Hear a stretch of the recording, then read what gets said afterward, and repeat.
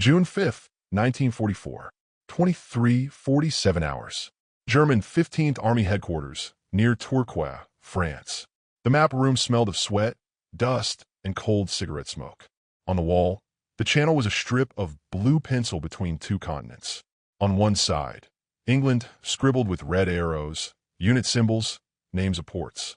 On the other, France, heavy with black crosses and double lines, divisions, strongpoints, batteries. Colonel Karl-Heinz Richter stood in front of it, collar open, half-finished coffee cooling on the table behind him. He listened. The room was quiet except for the soft scratching of a clerk updating the situation plot and the faint buzz of a radio loudspeaker in the corner. Somewhere down the corridor, a typewriter clacked in bursts. Richter's eyes were on a single stretch of coastline. Pas-de-Calais, Boulogne, Calais, Cap Gris-Nez, the closest point to England. The place every staff college map had circled for 20 years. Tonight, the channels sounded different. Her Oberst, an Oberleutnant at the signals desk, called, headphones pressed tight over his ears. New traffic, short-range sets, high volume, direction finding places at opposite Calais, sir, near Dover. Richter crossed the room in 3 strides. Let me hear, he said. The lieutenant handed him one earpiece. Richter pressed it to his head. The sound was a blur of English and static, short, clip transmissions, call signs, bearing reports. The kind of chatter that comes when units move, when trucks roll, when ships form. It wasn't what was said that mattered. It was the pattern. He'd been listening to that pattern for months. Same net as before?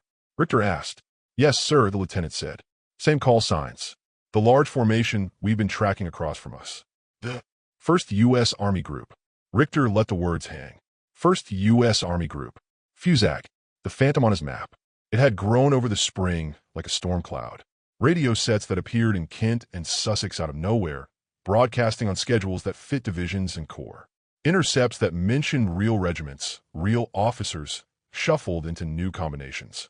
And always centered on one name. Patton. Any change in volume? Richter asked. Increase, sir, the Oberleutnant said. More nets coming alive. Higher tempo. Movement orders. Coordination with naval frequencies. Richter's gaze slid back to the map. Opposite him, across the strip of blue, a clerk had drawn a red ellipse labeled Fusag. It sat above Dover like a fist. They had laughed at first. Inflatable tanks. Dummy camps. Stories from agents about decoy landing craft lined up on English beaches like toys. Richter had seen the reconnaissance photos. Tents. Vehicle parks.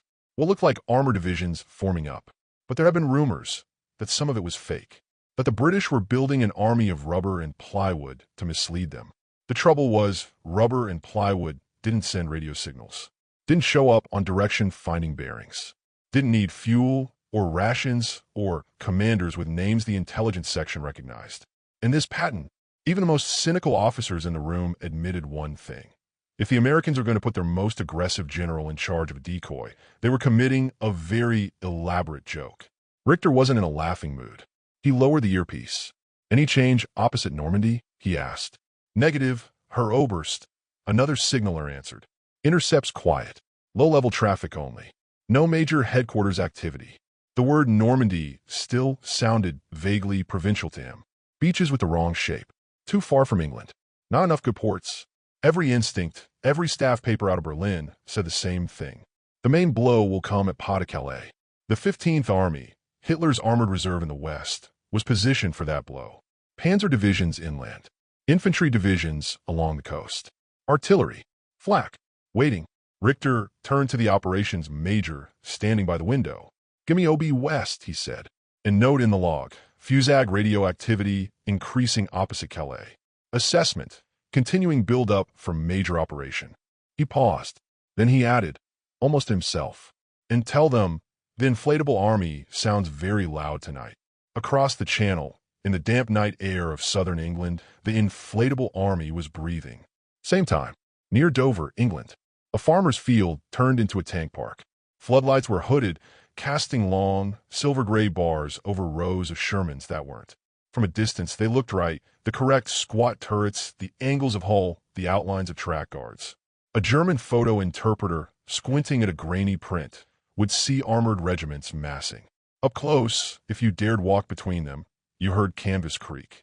Electric pumps hummed in the grass.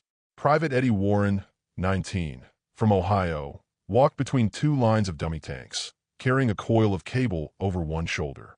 The Shermans loomed over him, huge and somehow insubstantial, their rubber sides rippling slightly in the wind.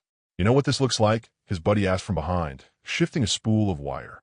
"A goddamn Macy's parade." "Yeah," Warren said, adjusting his grip. Only this time, the balloons bite back. He didn't really understand how his work with cables and fake engines fit into the invasion. All he knew was that a major with a clipped British accent kept talking about signature and net discipline. Some nights, they set up fake vehicle parks. Other nights, they tore them down and rebuilt them 20 miles away. The one constant was the radio. Banks of SCR-299 and SCR-399 mobile radio trucks sat fringed by camouflage netting, their masts sticking up like bare trees. Inside, signalmen in headphones read from scripts, calling out to non-existent battalions, relaying made-up supply problems, reporting imaginary roadblocks on traffic routes that had never seen a tire. It was theater, carefully choreographed, scientifically timed theater. In a darkened van painted olive drab, a U.S. captain tapped a pencil against the schedule. "Okay," he said, pointing to a column. "At 0000, Fusag 3 Corps calls Fusag HQ for final embarkation orders. At 0015, we simulate movement control, congestion at Dover, priority for assault divisions. Keep the call signs correct. If you slip, some kraut linguist is going to hear it." A British sergeant from our force, the deception unit, nodded. "We'll feed the same timing into the Phantom RAF sector," he said. "Make sure their radar sees what their wireless hears." Warren listened from the doorway, not really meant to be there. "Hey, kid," the captain said, catching his eye. "You know what you're doing out there with those dummy tanks?" "Making the Germans waste film, sir," Warren ventured. The captain grinned. "Better than that," he said. "We're going to make them waste divisions." He thumped the map with his finger, right on Pas-de-Calais. "While the real boys hit somewhere they're not looking," he said. Warren followed his finger and saw names he barely recognized. "Normandy. Think they'll buy it, sir?" he asked. The captain's smile faded a little. "They don't have to buy all of it," he said quietly. "Just enough to keep their big cats leashed where we want them." Outside, pumps droned, filling another canvas tank. In the distance, on some unseen cliff, a line of fake landing craft made of plywood and scaffolding sat on a shingle beach, their silhouettes perfect in a moonlit photograph. To anyone staring through binoculars from France, it would look like an armada forming. Back in Tourcoing, Richter listened as another report came in from the channel radar stations. "Multiple contacts opposite Calais," her Oberst, the duty officer, said. "Short-range echoes near Dover and Folkestone. Difficult to distinguish types at this distance, but increased activity. Possibly landing craft." Richter's pen hovered over his log. The lines of his face were set. He thought about the Panzers inland, refueled, crews sleeping in barns and under tarps, engines ready. He thought about Normandy's reports. Nothing unusual. He thought about Patton, the Americaner with the cavalry swagger, supposedly in command of the force across from him. "You see," his superior had said a week ago, jabbing a finger at the channel on a different map. "The enemy is not subtle. They will come where the road is shortest." Calais. Tonight, with every new intercept, every radar echo, Fortitude's Ghost Army leaned heavier on that conviction. Richter wrote in the logbook, "Fusag activity continues to indicate major landing opposite Pas-de-Calais. Maintain readiness. 15th Army remains primary shield against main invasion." He underlined main 3 times. Outside, in the darkness, trains bearing fuel and ammunition for German armor divisions were idling on sidings not far from him. They could be moving toward Normandy.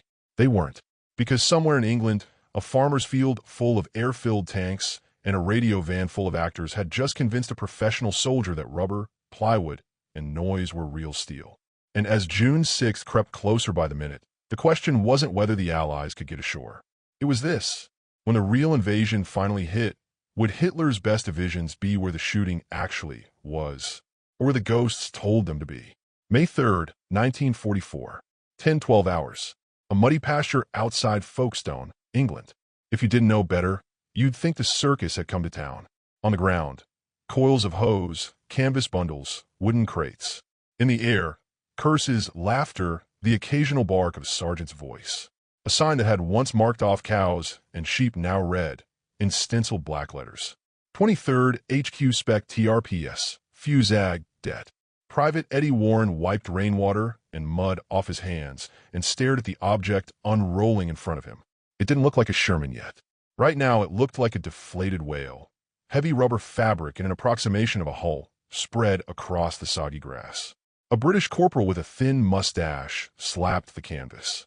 Right then, Yanks, he said, this one's a tank. Or it will be if you stop looking at it like it's from Mars and get the pump going. He jerked his chin toward the portable blower, an ugly metal box with a hose attachment. Come on, lads, he added. Jerry's watching. Warren glanced up. On the distant ridgeline, just visible through the haze, a thin mast poked above the trees, part of the coastal radar chain. Beyond that, over the curve of the channel, somewhere out of sight, were German eyes and cameras. Think they can really see this? Warren asked as he jammed the hose into the valve. The corporal shrugged. If they can't today, they will tomorrow, he said. And it's not just a photo. It's the story. He nodded toward a line of other shapes taking form across the field. Some tanks, some artillery, some the stubby outlines of trucks. Men moved between them, erecting tent lines, digging shallow foxholes, hanging out laundry on lines strung from one dummy to another. From above, it would look like a division at rest. From the ground, if you walked up and kicked one, your boot would sink into nothing. The blower coughed and then caught, a chugging whine filling the air. Slowly, the Sherman began to rise. Details emerged as it filled. The bow shape, the turret ring, the barrel, nothing but tubing, but at 1,000 feet on grainy film it would do. Warren watched the tank take shape and felt a weird sense of pride. It wasn't a real gun, but it was going to do something real. A few miles away, in a nondescript brick building that pretended to be an ordinary headquarters, the London controlling section was weaving the tapestry that would hang over Germany's eyes. Maps covered every wall. Pins marked real units and fake ones. Names were penciled in, then erased, then written somewhere else. At the center of it all sat Colonel David Strangeways, Montgomery's deception guru, leaning back in his chair, cigarette smoke curling over his head. He tapped a file stamped Fortitude South. Let me say this again, he told the small group around the table, because if we lose the thread, men will die in the wrong place. He pointed to the Pas de Calais. This, he said, is the stage we want the Germans staring at. Loud, obvious, threatening. Patton in charge, flags flying, tanks in every hedge. He moved his finger to Normandy. And this, he said, is the trap door beneath their feet. A U.S. colonel from Schaeff's G3 section frowned. They're not fools, he said. They'll see the real build-up near Portsmouth. The actual divisions. We can't hide everything. We don't have to hide everything, Strangeways replied. We just have to make them doubt what they see.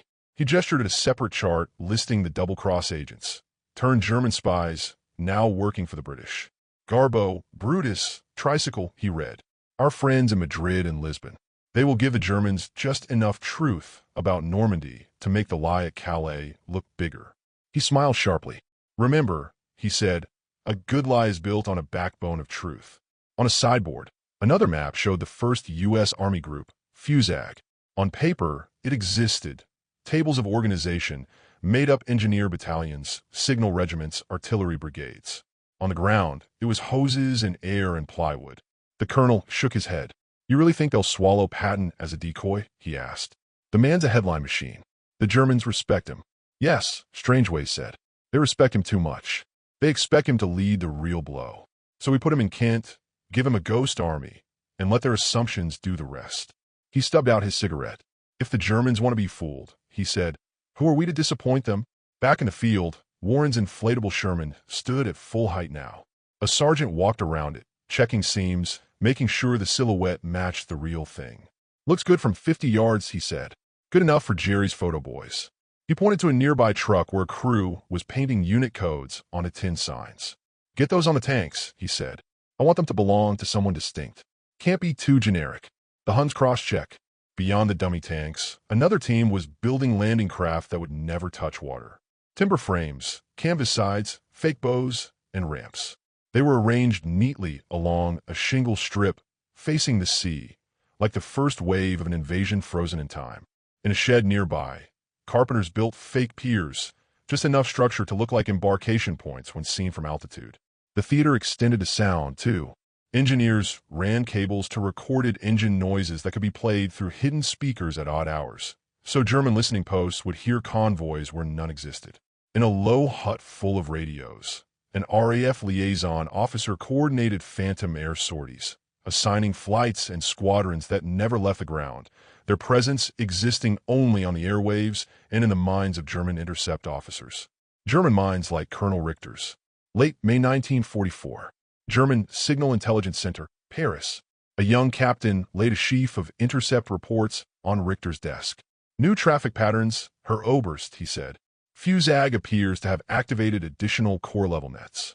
We assess at least 3 infantry divisions and 1 armored division opposite Calais now, based on call sign structure.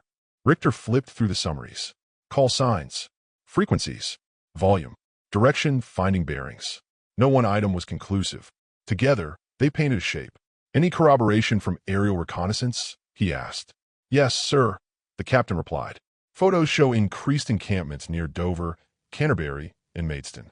Vehicle parks, tanks, landing craft concentrating along the Kent coast. He laid out grainy black and white images, rows of tents, thus that photo interpreters had labeled tanks, shapes on beaches marked LCI and LST. Richter bent over them. He couldn't smell the rubber, feel the hollowness under his boots. He saw mass. He saw preparation. Normandy, he asked. The captain hesitated. Some activity, sir, he admitted, but less concentrated. Smaller camps. We assess those as secondary or diversionary. FUSAG is clearly the main effort. Richter nodded slowly. It fit what Berlin wanted to hear. It fit the geography. The captain cleared his throat. There are some analysts, he said carefully, who suggest the English might be using deception. That some of these tanks may be dummies. Inflatable. We've had reports. Richter straightened. Do the radios inflate? He asked. Sir, do those hundreds of sets we hear night after night inflate? Richter repeated, voice flat. Does a balloon send you a bearing from 3 stations?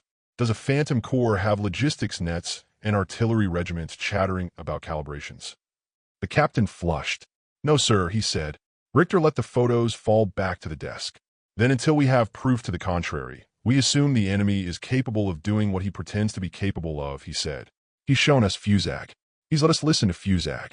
He wants us to know it's there. He jabbed a finger at Calais.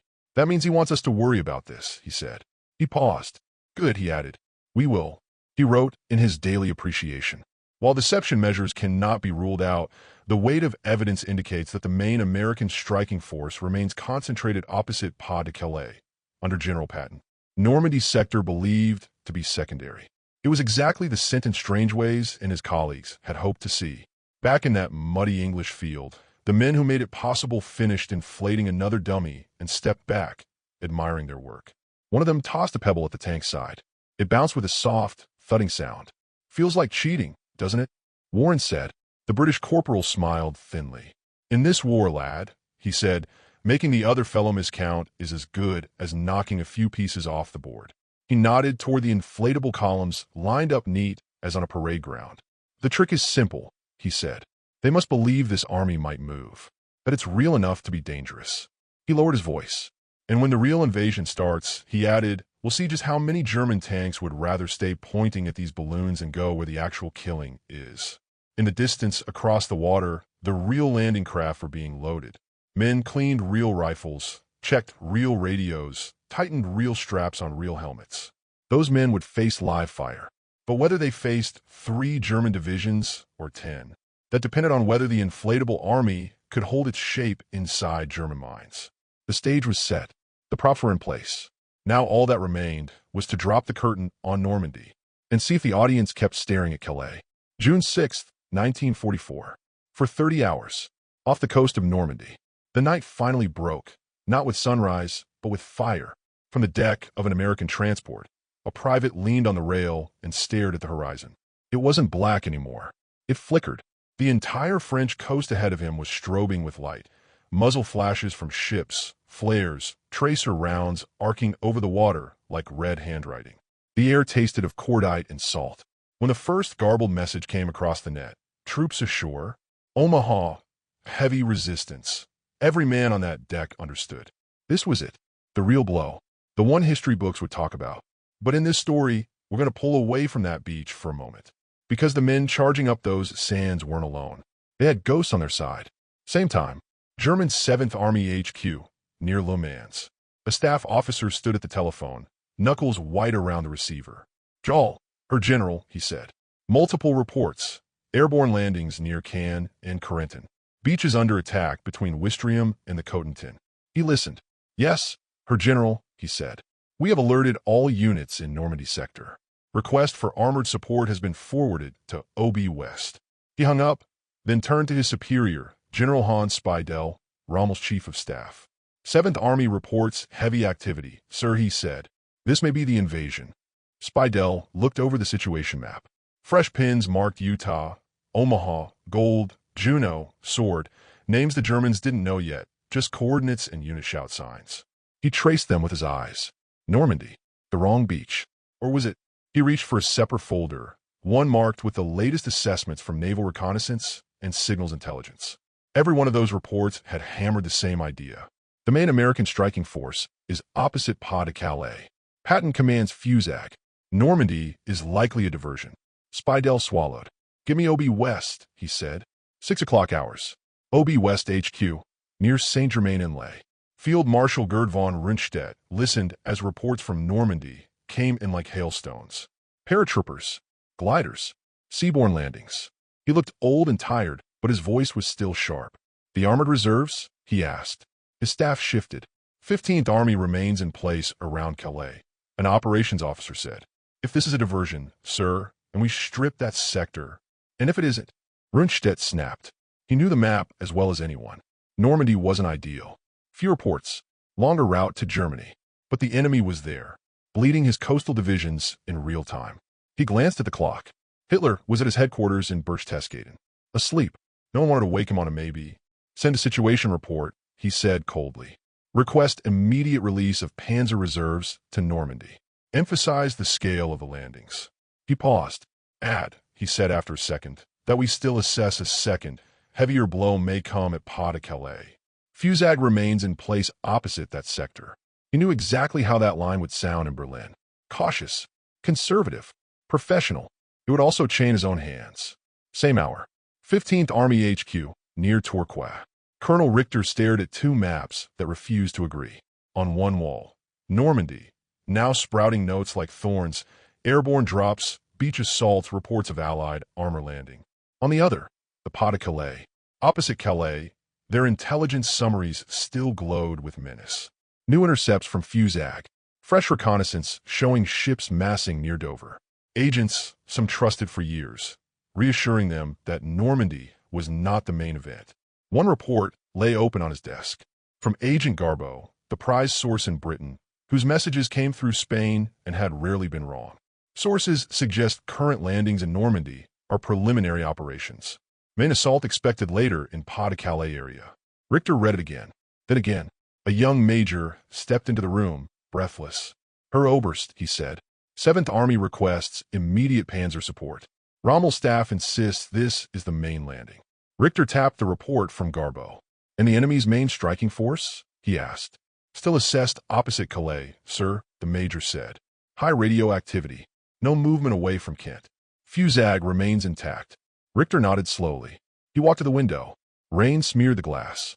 Somewhere beyond the gray, across the narrowest part of the channel, that phantom army sat and glowed in his imagination.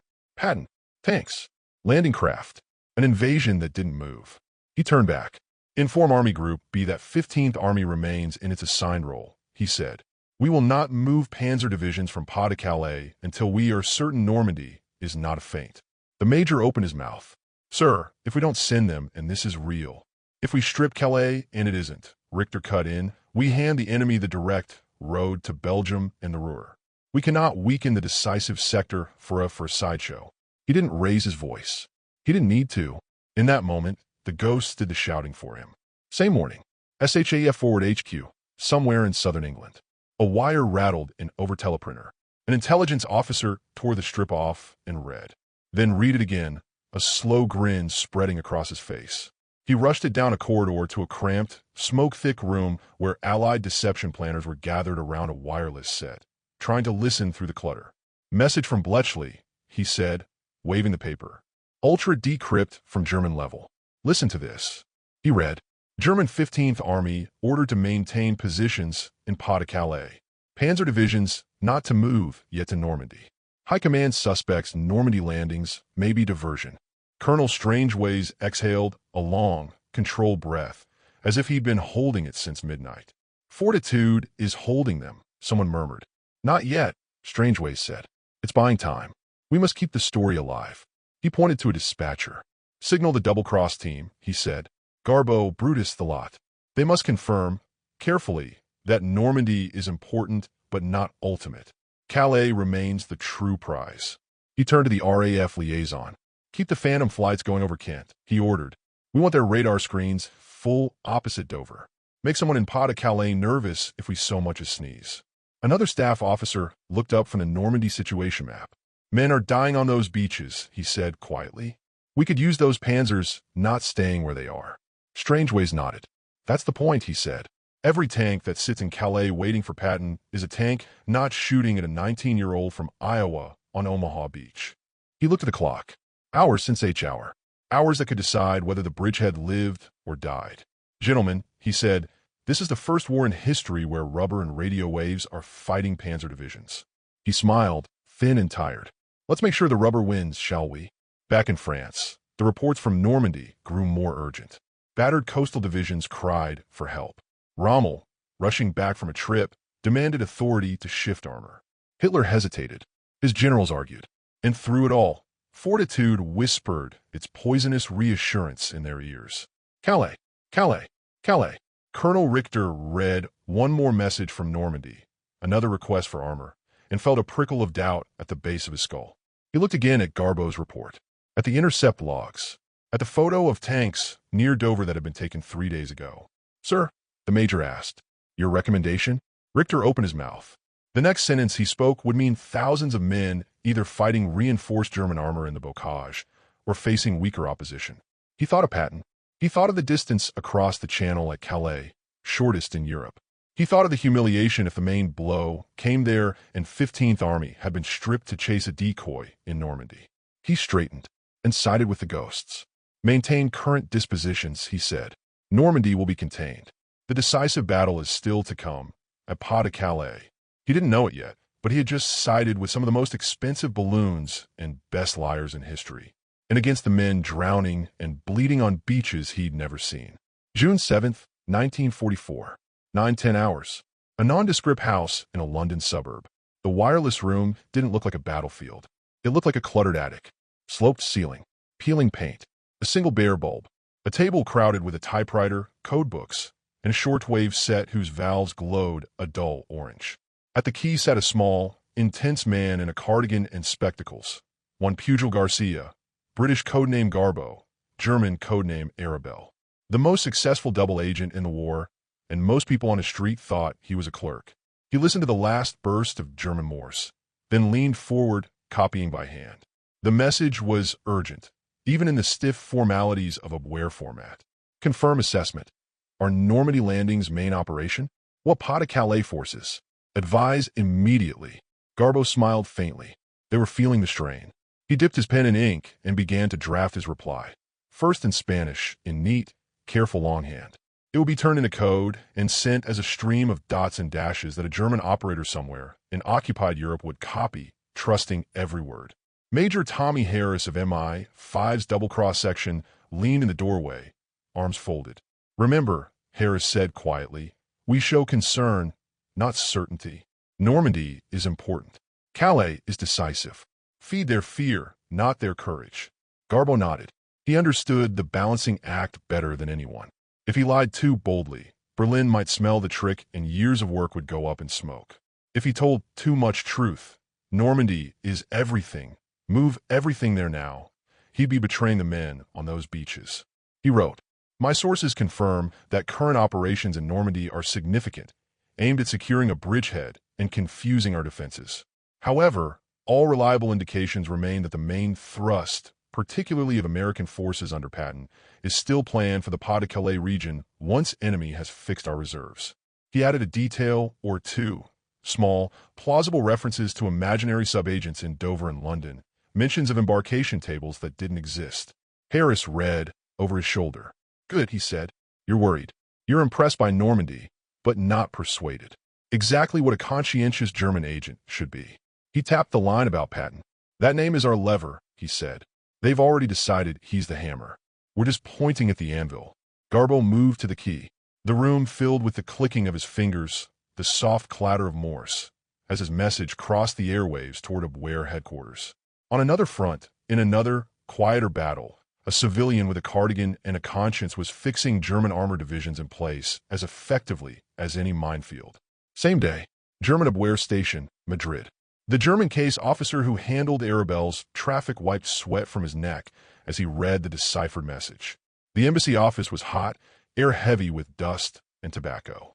He underlined the reference to Pas de Calais. Main thrust still planned. Patton. Arabelle had been reliable. He'd predicted units that had later been confirmed, described real formations, given early warning of Allied moves. Always just enough detail to be useful, never so much as to suggest omniscience. If Arabelle said Calais still mattered, it carried weight. He bundled the report, marked it urgent, and passed along the diplomatic bag chain that would eventually landed on some staff desk in France. By the time it did, the beaches in Normandy would be choked with more men and material. But the message would land in the middle of an argument. Normandy versus Calais, real versus decoy, and Garbo, from his London attic, had just thrown his weight on the decoy side of the scale. June 9th, 1944, 16:20 hours. 15th Army Sector, French coast near Calais. Rain slashed sideways across the coastline. From a German observation bunker, the channel looked flat and gray, merging with the sky. A lieutenant peered through a telescope and frowned. Nothing, he said. Just a few ships in the usual positions. No landing craft forming. His commander, a colonel with binoculars and a heavy cape, shifted uncomfortably. Behind them, dug into the dunes and in fields inland, sat panzer divisions that any frontline unit in Normandy would have killed to have. 11. Panzer. 2. Panzer. Panzerlehr units. Steel monsters, crews restless, engines tested, fuel precious. Waiting. The colonel lowered his glasses and lit a cigarette with cupped hands, wind whipping the smoke away. You ever think, the lieutenant ventured, what it would look like? The real invasion, I mean. The colonel squinted at the horizon. A line of gray, he said. Ships from here to the point. Smoke. Fire. Planes. And then chaos. He nodded toward the empty sea. When it comes, he said, we'll know. He said it as much for himself as for the younger man. Because there was a creeping doubt he refused to name. What if they didn't? What if the real blow had already landed, under cover of the smaller, scrappier coast they dismissed? June 10th to 12th, 1944. Somewhere over Bletchley Park.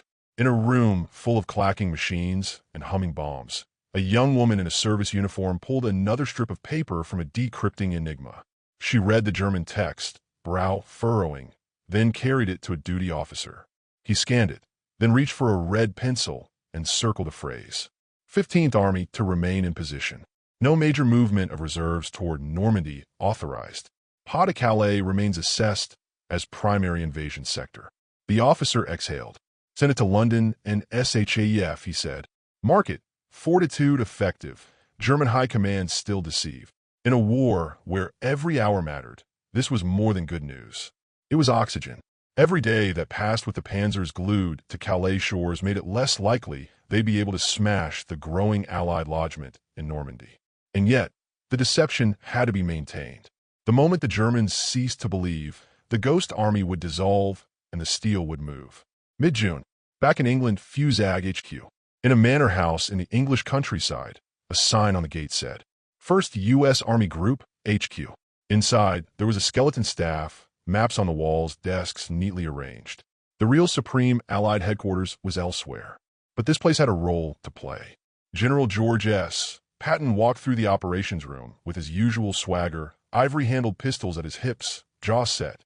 He had been sidelined after a disciplinary incident in Sicily. Now, he commanded an army group that barely existed. He stopped before a big wall map of the Channel. Kent, Sussex, Pas de Calais. Flags marked notional divisions. Paper units under his paper command. A British liaison officer gestured to the map. Sir, it's important that the Germans see you around these locations, he said. Photo reconnaissance spies the odd loose tone. Your presence here adds credibility to Fusag. Patton's mouth twitched. So I'm the world's highest paid stage prop, he said. Let's say you're the leading man in a play the enemy is desperate to watch, the liaison replied. Patton considered that. If this works, he said, almost to himself, they'll hold their best armor waiting for me to hit at Calais while Brad and I pound them in Normandy. He smiled, a predatory expression. Hell of a way to win a war, he said, with balloons, lies, and an out-of-work general. He tapped the map where Calais met the sea. Just make sure they're still looking here when the real show gets rolling, he said. He meant it as a joke. But everyone in the room knew the flip side. If the Germans stopped watching Calais too soon, if they smelled the trick and sent their panzers west in force, the men in Normandy would pay the bill. The days ticked by. In Normandy, American, British, and Canadian units clawed through bocage and villages, fighting hedgerow by hedgerow. German field commanders screamed for reinforcement. At Obi West, Rundstedt repeated his demands. Hitler dithered, obsessed with the idea of a second, deadlier invasion at Calais. Every German intelligence summary that mentioned Fusag, every intercepted radio signal from Kent, every report from Arabelle/Garbo, was another small weight on the weight side of his decision. By late June, it was no longer just about getting ashore. It was about breaking out.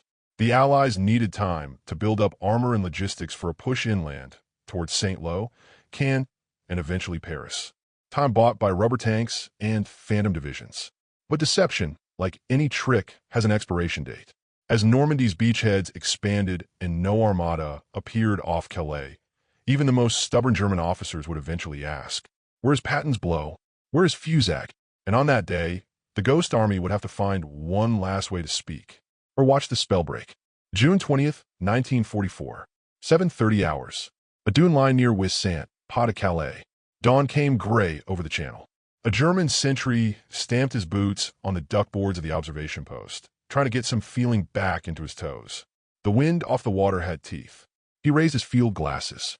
On the far side of the narrow strip of sea, the English coast was a smudge in the haze. Somewhere over there, people drank tea and went to work and pretended there wasn't a war. Closer in, the water looked empty. No landing craft massed in long gray lines. No smoke screens. No artillery flashes. Just the rhythmic slap of waves against the base of the cliff. Anything, his sergeant asked, ducking into the post, mug of ersatz coffee in hand. Nothing, the sentry said. Like yesterday, and the day before. The sergeant grunted. I heard the wireless, he muttered.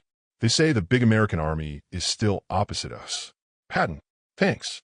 All of it. Ready to come. The sentry lowered his glasses and shrugged. Maybe they're shy, he said. The sergeant snorted. You'll be begging for them to stay shy if they ever show up, he said. Until then, keep watching. When they come, they'll come fast. He stepped back out, the canvas flap rustling shut behind him. The sentry raised his binoculars again and scanned. On some level, he believed it. He had seen the maps, heard the briefings. The narrowness of the strait here made it feel inevitable, like standing in front of a door you knew would open, eventually. But in the back of his mind, something else nagged. If the real invasion was still to come. Wore all those reports out of Normandy. Same day, German 15th Army HQ, Tourcoing. Colonel Richter's blotter was a mess. Normandy reports piled on one side. Attacks near Caen, American movements towards Saint-Lô, German counterattack stalled or thrown back under Allied air assault. Calais reports sat on the other. Intercepts, radar plots, agent messages. Fusag still existed. The radios in Kent still chattered. Aerial reconnaissance over southern England still showed camps, vehicle parks, landing craft. But even the photo interpreters were starting to sound uncertain. A Luftwaffe officer laid a packet of fresh prints on Richter's desk. New runs from over Dover and Folkestone, he said. Some of the same encampments as before. But he hesitated. But what? Richter asked. The officer pointed to a series of shots taken a week apart. Note this tank park, he said. 2 weeks ago, full. Last week, similar. Yesterday, he tapped the top photo, still there. Same number of tanks, same positions. No track marks indicating movement. No changes in vehicle dispersion. Richter frowned. You suggesting they're faking it? He asked. That these tanks are what wouldn't? In some cases, possibly, the officer said carefully. We've had reports of dummy aircraft, dummy guns elsewhere. It wouldn't be beyond them. He flipped to a photo of an English beach. And this, he added, dummy landing craft. We caught a low pass between clouds. The shadows here, he ran a pencil along the hulls. They're wrong. Light wooden frames under canvas, not steel. He straightened. "There is deception at work, Herr Oberst," he said. "I'd stake my wings on it." Richter considered that. He wasn't blind to the possibility, but he'd also watched Normandy turn into a meat grinder. "Are they faking everything?" he asked. "The radios? The agent reports? The continued references to Patton's command?" The Luftwaffe man shrugged. "Perhaps not everything," he admitted, "but enough that we must be cautious. It is possible Fusag is partly a facade." Richter's gaze drifted to the Normandy map. German units were being eroded. Names he knew: 21. Panzer. 352. Infanterie were chewed down day by day. Every day those panzers sat at Calais. The situation there worsened. "I will report your findings," Richter said. "But final decision is not ours." He wrote his daily appreciation more carefully that night. Increased indications of enemy deception in Pas-de-Calais sector. However, continued presence of major formations opposite this front cannot be dismissed. Recommended. Maintain 15th Army in readiness for possible second landing, but consider partial redeployment if Normandy situation continues to deteriorate. He underlined partial. It was as far as he dared push. Late June. Normandy, around Caen. While arguments about ghosts raged in headquarters, in the fields around Caen there was no ambiguity. Artillery thundered. Tanks burned. Men died. British troops of the Second Army clawed at villages with names like Lebacy and Eprin, facing SS panzer divisions that had been committed early. Every time a German shell landed, someone might think, what if there had been 2 more panzers here? 3? A whole division? The answer almost always was, then this would be worse. An infantry captain pressed against a stone wall as a panther's rounds chipped it to gravel. He yelled into his number 18 set, voice raw. "Where the hell is our armor?" he shouted. "Tell them to hurry if they don't fancy the channel getting closer." The reply came back through static.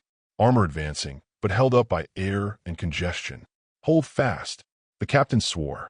He didn't know that a continent away, rubber tanks and phantom signals had kept 3 more Panther battalions from being here. He only knew what was in front of him. Wars like that. You only see your own little field. June 25th, 1944. German High Command, Berghof. Hitler paced in front of a map of France, boots thumping. The situation in Normandy was ugly. Reports from Rommel and Rundstedt painted a picture of relentless Allied pressure, crushing air superiority, and crumbling infantry. Yet the Führer's finger stabbed at Calais.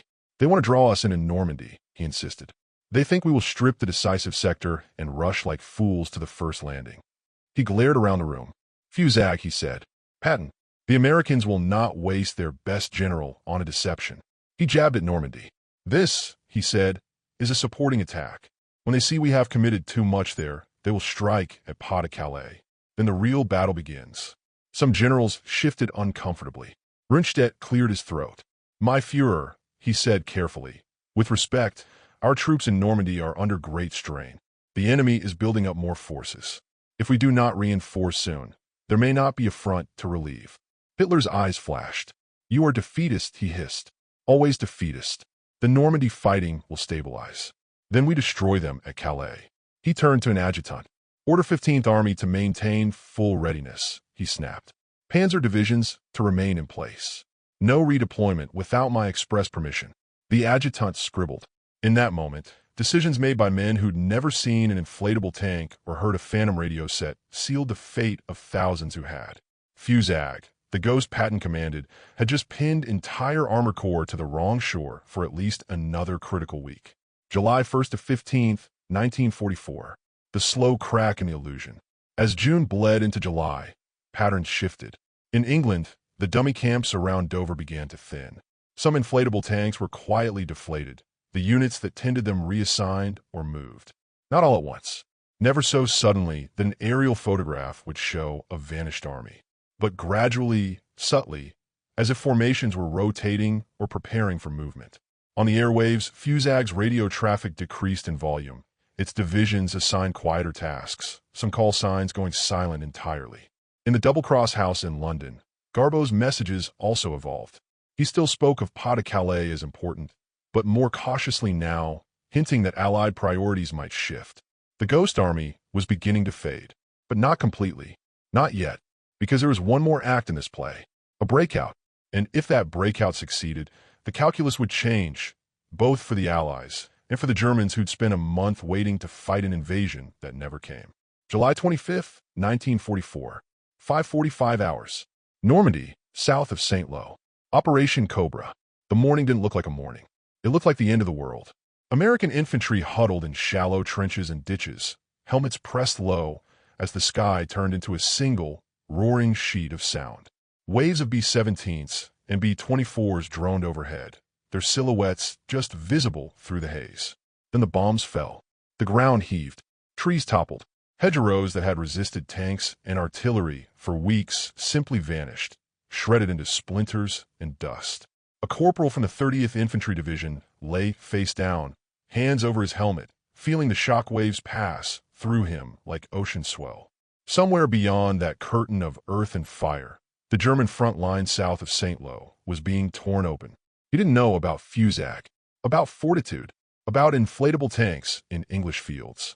He just knew that for the first time since landing in France, the enemy in front of him was about to be hit so hard that maybe, just maybe, they wouldn't have much left to hit back with. "Get ready," his lieutenant shouted over the noise, voice ragged. "Soon as the last bomb drops, we go."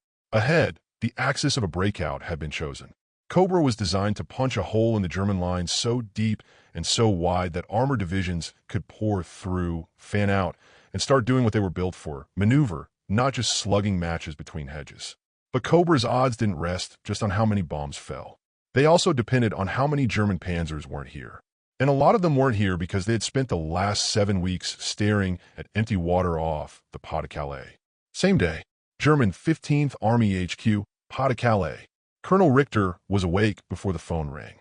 He'd been staring at the ceiling in the dark, listening to the distant rumble of the sea, feeling the weight of a month's worth of weight settled on his chest. When the orderly finally knocked and handed him the latest situation reports, he already knew what they would say. He read them anyway. Cobra underway. St. Lo sector collapsing. American armored divisions advancing through gap. He flipped pages. Reports from his own sector were thin. Occasional RAF raids. Routine coastal patrols. Nothing that looked like an invasion. He went to the window. The channel looked calm. Innocent. He could almost hear the whispers that had filled every briefing since May. Calais is decisive. Calais is the dagger aimed at our heart. Calais is where Patton will come. How many times had he repeated that? How many times had he signed papers holding panzer divisions in place while Normandy burned? An adjutant knocked. "Herr Oberst, message from OB West," he said. "Urgent." Richter took it and read. "All available armored formations to be prepared for movement south. Normandy, situation critical. 15th Army to release panzer reserves for redeployment." There it was. Too late. He let the paper fall to the desk. The adjutant shifted uneasily. "Shall I begin movement orders, sir?" he asked. Richter nodded slowly. "Yes," he said. "Rail where possible. Road march if we must. But—" he gestured vaguely in the direction of Normandy. "By the time they get there," he said, "we may be doing more retreating than counterattacking." The adjutant cleared his throat. "What about the Americans opposite us, sir?" he asked carefully. "Fusag. Patton." Richter laughed once. It was not a pleasant sound. "If they were going to come," he said, "they would have come weeks ago." He walked to the edge of the room and stared again at the channel. "They had us," he murmured. "With air and rubber and radios, they had us." He turned back, eyes tired. "Get those orders out," he said. "We'll try to salvage what we can." As the adjutant left, Richter lingered by the map table. He picked up a little card with the symbol for an armored division on it, the one that had sat near Calais on the wall map for months. He moved it south, into the churning mess around St. Lo. It felt like a confession. July 28th, 1944. Somewhere in southern England, SHAF deception cell. Colonel Strangeways sat with his feet up on a crate, tie loosened, reading the latest ultra summaries. A junior officer leaned over his shoulder. "Look at this line," the officer said, tapping the page. "German report to Berlin. Previous assessment that main invasion still expected at Pas-de-Calais, now considered doubtful. American forces advancing from Normandy pose primary threat." He let out a breath he hadn't realized he was holding.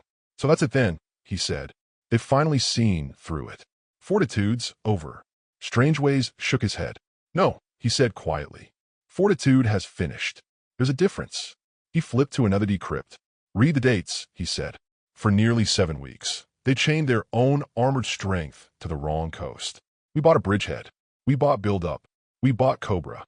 He lowered the paper. "Deception isn't meant to last forever," he said. Just long enough. The officer sank into a chair. So what happens to Fusag, he asked. Strangeways smiled faintly. It fades, he said. Patton will soon be busy enough with real tanks in real fields. The dummy camps will be packed up. The radio nets go quiet. The ghosts get rolled away. He paused. But somewhere, he added, a few German officers will wonder how close they came to reacting sooner. Whether they could have sent those divisions south in June instead of July. He shrugged. And that doubt, he said, is its own kind of victory. Late July, Normandy countryside, near Coutances. The corporal from the 30th Infantry, clothed stiff with dust and sweat, rode in the back of a half-track. The hedgerows were different now. They were behind him. Out here, the countryside rolled open. Tanks kicked up dust plumes that hung in the hot air, columns of Sherman after Sherman pushing south and west, engines roaring. He watched a pair of German prisoners trudge beside the road, hands on their heads. They wore the remnants of Panzer uniforms, black jackets, faded insignia. Real tankers, not inflatable. He wondered where they'd been on June 6th, still up by Calais, waiting for a battle that never came. His squad sergeant banged his boot against the floor to get his attention. You hear the staff talk? The sergeant said, jerking a thumb skyward. They say Jerry had half his armor stuck sitting up on the wrong coast for weeks. Thought the big hit was coming somewhere else. The corporal shook his head. Our luck, he said. The sergeant shrugged. Luck lies good planning, he said. Call it what you like. All I know is, if those tanks had been in front of us on Omaha, we'd be a lot fewer in this rust bucket. The half-track jolted as it hit a rut. The corporal gripped the side. He imagined, for a moment, what would have looked like on that beach. Panther silhouettes on the horizon instead of delayed counterattacks. He decided he didn't want to dwell on it. Remind me to send a thank-you note to whoever kept them busy, he muttered. August 1944. An empty field in Kent. The circus was packing up. Where rows of inflatable Shermans had once stood, there were only patches of flattened grass and a few stray scraps of canvas. A truck loaded with rolled-up dummies rattled down the lane, tires crunching over the dried mud. Private Eddie Warren stood for a moment, hands in his pockets, staring at the bare field. It felt smaller now. When it had been full of fake tanks and dummy guns, when pumps had droned and officers had shouted and radios had crackled, it had felt important. Like a stage. Now, with nothing but fence posts and crows, it looked like any other English pasture. The British corporal came up beside him, lighting a cigarette. Into the show, Yank, he said. Just like that. Warren asked. The corporal nodded. The main act's across the water now, he said. Our job was to keep the enemy staring at the wrong marquee. He exhaled smoke, watching it drift. Seems we did, he added. From somewhere down the hill, the faint sound of a train whistle drifted up. Another troop movement. Another convoy heading toward the ports. Warren scuffed his boot in the dirt. You think the Germans ever figured out it was mostly hot air? He asked. The corporal smiled thinly. Oh, eventually, he said. But by then, their panzers were already chasing our lads around France instead of smashing them on the beaches. He flicked ash away. That's the thing about deception, he said. It doesn't have to fool them forever. It just has to hold long enough that when the penny drops, it's too late to matter. They stood in silence for a moment. A gust of wind rolled a forgotten length of hose along the ground, bumping it against Warren's boot. He picked it up and coiled it absently. He would go home one day, maybe to Ohio, maybe to a small house far from any sea. If anyone asked what he did in the war, he could say he fought with hoses and air and radio noise. It didn't sound like much, but somewhere in Germany, battered veterans of the panzer divisions that never made it to Normandy might disagree. Epilogue. The army that never was. Years after the war, historians would put names to things. Operation Fortitude, Fusag, Double Cross. They would draw arrows and timelines and show how German deployment shifted, or didn't, through June and July 1944. They'd point to Enigma decrypts proving that for weeks, Hitler's best division stayed leashed to the Pas de Calais, waiting for a blow that never fell. They'd talk about Patton's Phantom Command, about inflatable tanks, about the Ghost Army. But on June 5th, in a damp field with an air-filled Sherman rising slowly under his hands, Eddie Warren didn't know he was part of that story.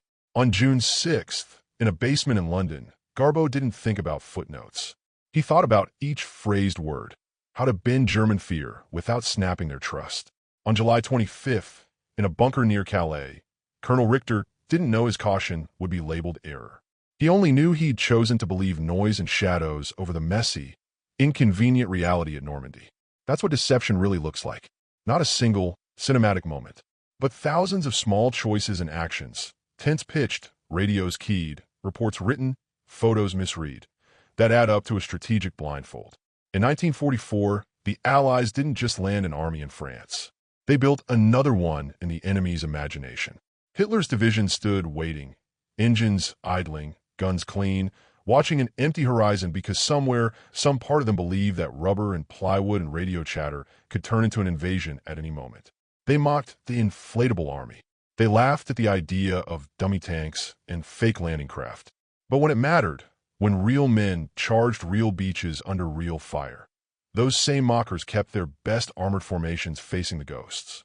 And for the boys in the sand at Omaha, for the paratroopers in the hedgerows at Corentin, for the tankers grinding forward through the dust at St. Lo, that difference was everything. An army of air and confidence held Hitler's steel in place. Sometimes the sharpest weapon on the battlefield is the story your enemy believes. Yendi,